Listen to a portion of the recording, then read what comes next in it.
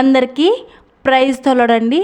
ఈ సాయంకాల సమయంలో దేవుడు మనతో మాట్లాడుతున్న మాటలు రోమీలకు రాసిన పత్రిక 4వ అధ్యాయము 18వ వచనాన్ని ఒకసారి అందరము చూద్దాము. నీ సంతానము ఇలాగూ నుండునని చెప్పిన దానిని బట్టి తాననేక జనములకు తండ్రి అగునట్లు నిరీక్షణకు ఆధారము లేనప్పుడు అతడు నిరీక్షణ కలిగి నమ్మెను. ఆమేన్.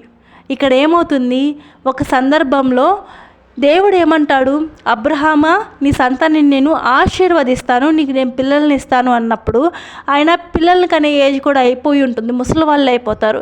కానీ అక్కడ నిరీక్షణకు ఆధారం ఉందా అంటే లేదు. కానీ నిరీక్షణకు ఆధారము లేనప్పుడు కూడా అబ్రహాము నిరీక్షణ కలిగి దేవుణ్ణి నమ్మాడంట. ఆ వాగ్దాన ఫలితాన్ని పొందుకున్నాడు.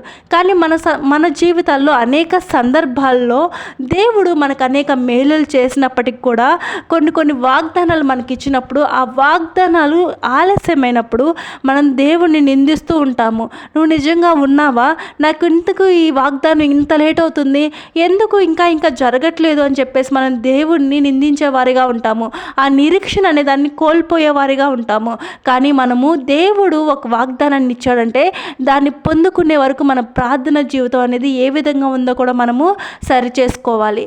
ఈరోజు మనము ఎవరైతే నిరీక్షణ కోల్పోతున్నామో, దేవుడు మీరు ఆధారపడలేకపోతున్నాము అనుకుంటున్నారో అందరి ఈ వాగ్దానాన్ని ఎత్తిపెట్టి ప్రార్థన చేద్దాము. దేవా నీ మీద నిరీక్షణ నుంచే మనసు నాకు దయచేయ్యా అని చెప్పి ప్రార్థన చేసి మనం దేవుడు ఇచ్చే బహుమానాన్ని పొందుకునే విశ్వాసాన్ని కలిగి ఉన్నాము.